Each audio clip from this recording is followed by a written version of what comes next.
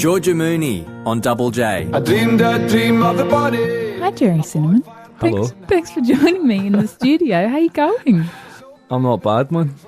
I just realised that I always say how are you going, but that's an Australianism. Have you got used to that? Aye. How you doing? What's happening is usually the Glasgow vernacular. So. Nice.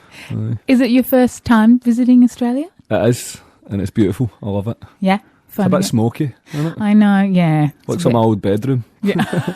Oh, dear. So for those of us here who might not know you, tell us a little bit about yourself. When did you start playing music? I don't know, man. When I was a kid, I didn't have a guitar. I was always asking for one, and I would never get one. I used to have I don't know if you got them over here, it was stock margarine, big tubs. Oh, wow. And I used to stick a bit of wood on it, the empty tub, minus the margarine, and then wrap elastic bands around it. I used to sit and go dum dum dum and then sing songs and stuff. That's what my mum used to always tell me. And but I was always writing and stuff when I was a kid. I've always just wrote songs, like a wee weird child. Who were your influences when you were growing up?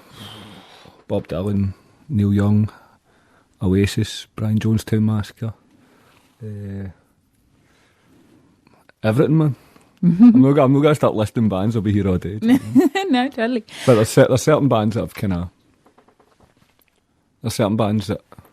given me there's a bit of gold in the songs. Do you know what I mean? Mm-hmm. They've affected me in some way that made me want to get into music. Mm-hmm. Well, one of the things that you're known for and celebrated for is sort of your grassroots approach to the way you make and release music. Yeah. So that you crowdfunded your first album, Erratic Cinematic, and now you're called a do-it-yourself stadium act, which in itself is pretty amazing. Is that what they're calling it? That's what I've heard. That's what I've read. The DIY, man. Have you intentionally taken the independent approach? I've never really understood why you wouldn't, if that makes sense. I don't really get, if you're going to do something, do it yourself. You know what I mean? I wouldn't, if in terms of giving advice to anybody else to follow that model, like, I don't know if they'd be able to do it.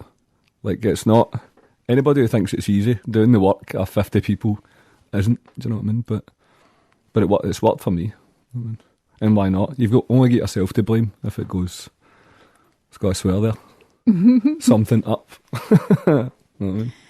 I realise this is kind of asking a spicy question quite early in the piece, but I have read that you said that you think there's a war on real music at the moment. Yes. What do you mean by that? I just don't think that real music, like songwriting, there's not really any, like guitar music and stuff doesn't really get pushed at all. You know what I mean? You've got this kind of Big Brother culture, which I think is kind of coming to an end, where you've got a format where all these quote-unquote talent shows, where, fair play to the people, I'm not judging the people that are going on these shows, but why would you pick up a guitar when you're a kid if you can just go and play to 4 people in a chair that have never wrote a song in their life? You know what I mean? A bunch of businessmen. So it was just a bit of I don't know, man. I've never understood the industry, you know what I mean?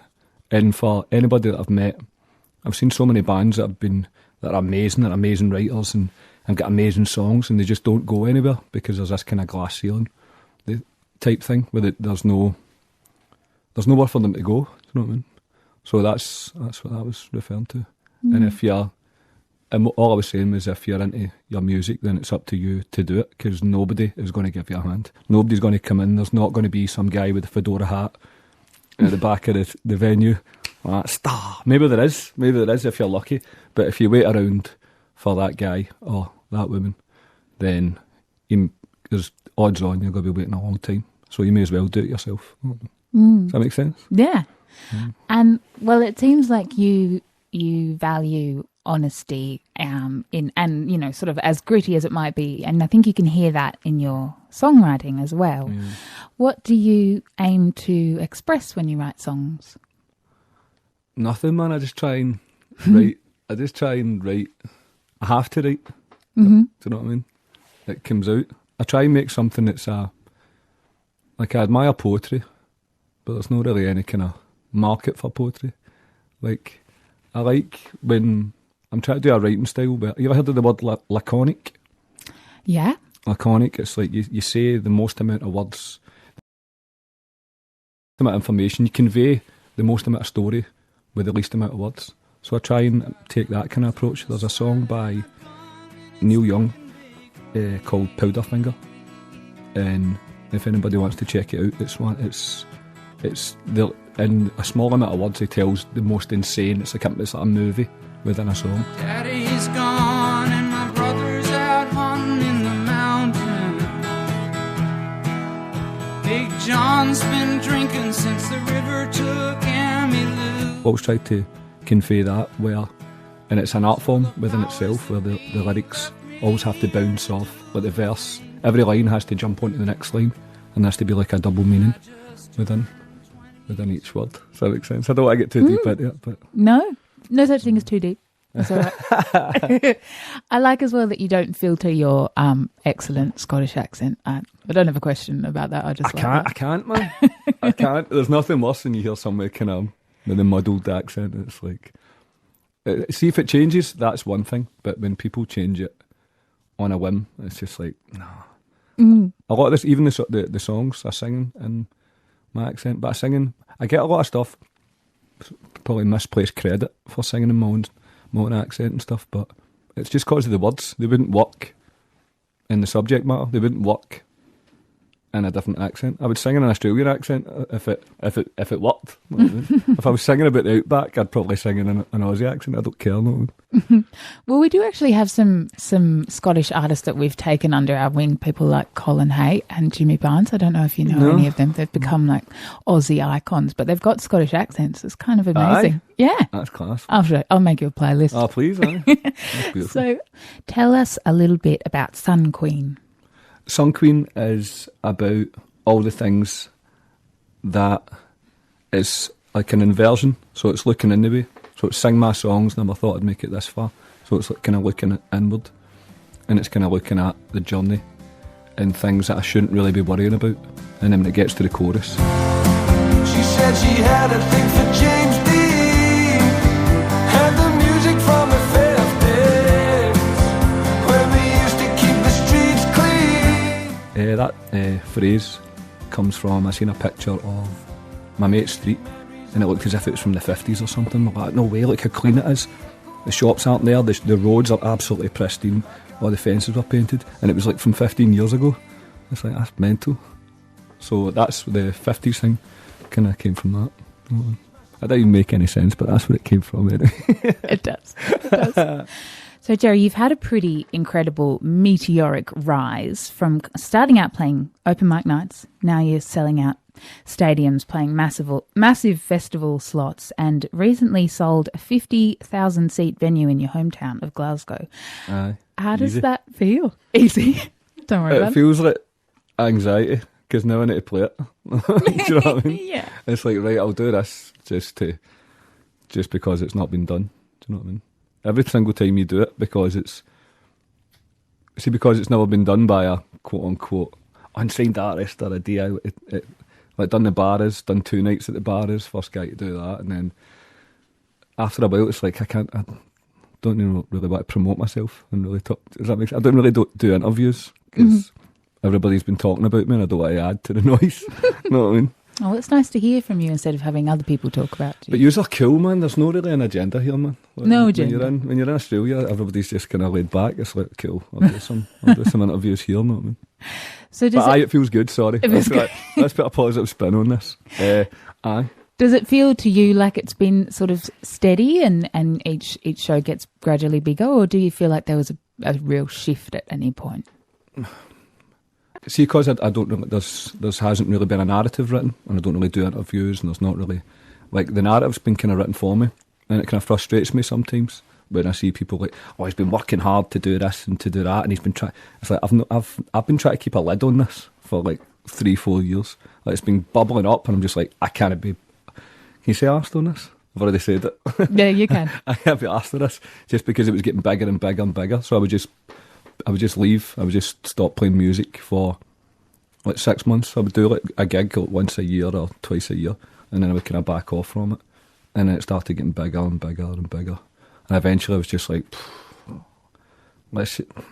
if I'm doing this and I'm not even trying, then let's see if I put a bit of effort into it.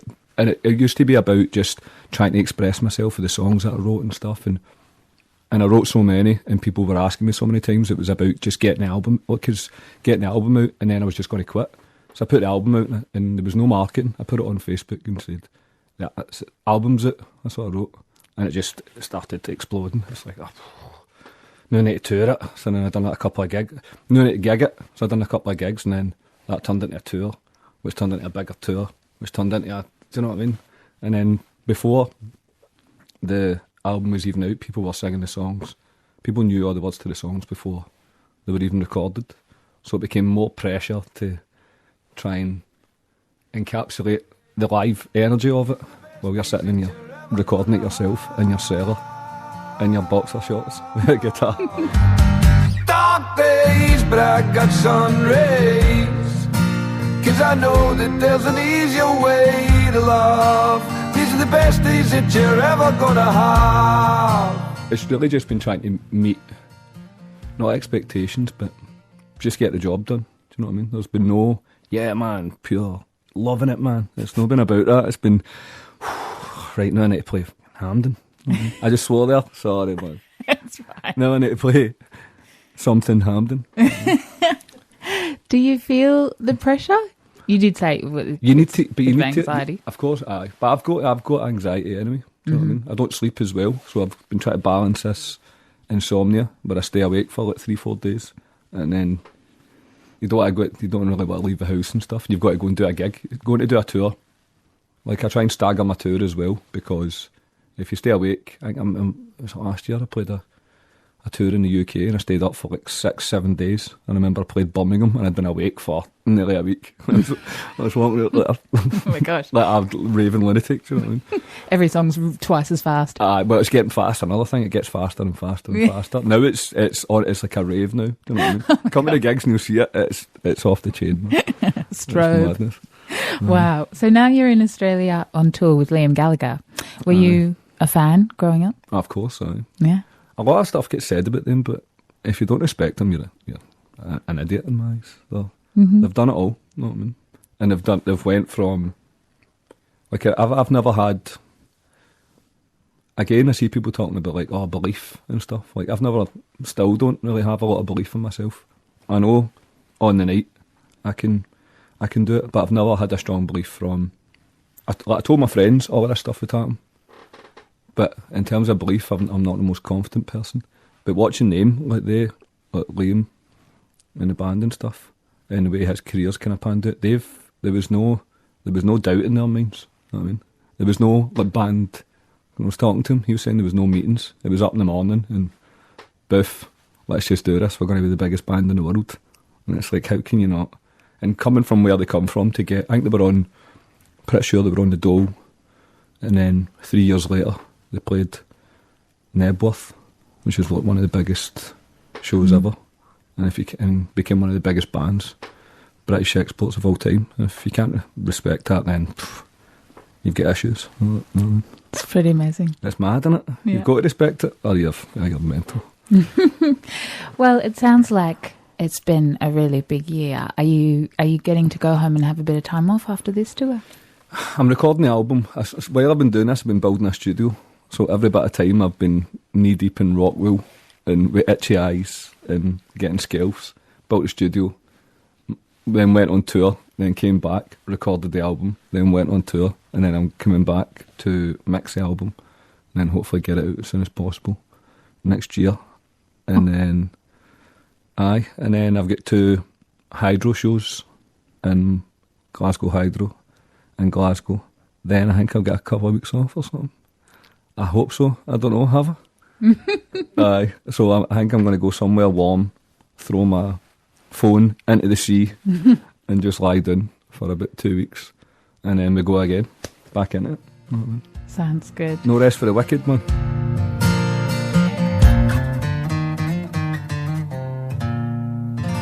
Double J. Double J. Just understand it, damn it. Music makes you.